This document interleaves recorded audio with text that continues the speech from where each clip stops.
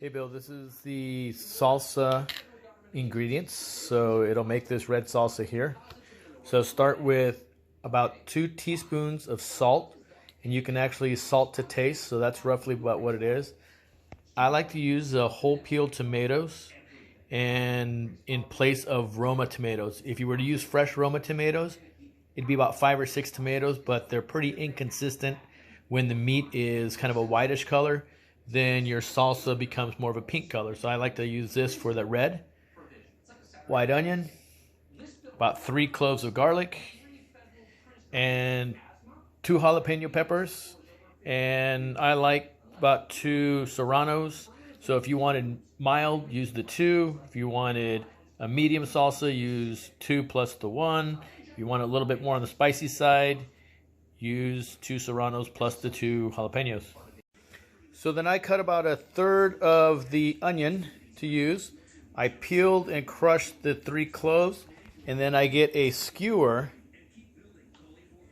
and I put a skewer on the jalapenos and the serranos, and then I take them over to the stove and I just put them right on the stove and let them blacken. Just keep on roasting them, turn them as they get black. Okay, once they're all roasted, then I cut off the ends, throw them away, take the onion and dice it up like that, and then I dice up the garlic and I put that into a pot of boiling water. So put the peppers, the onion, and the garlic in a little pot of boiling water, set a timer for about 8 minutes, let that boil, and then you'll go ahead and add your tomato. So after about 8 minutes on the boiling, add the tomatoes, mix them in, and let that go for about another 4 minutes. Then I'm going to transfer it over to the blender area, and then once it's all in there, then I'm going to drain all the excess water out in the sink. There we go, just like that.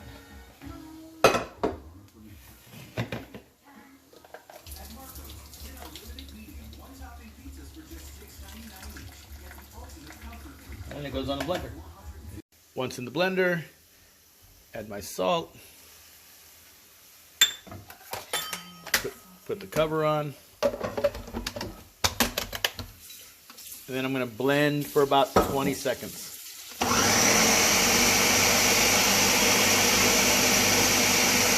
Now it's all blended. Now I'm just going to transfer it over to the container.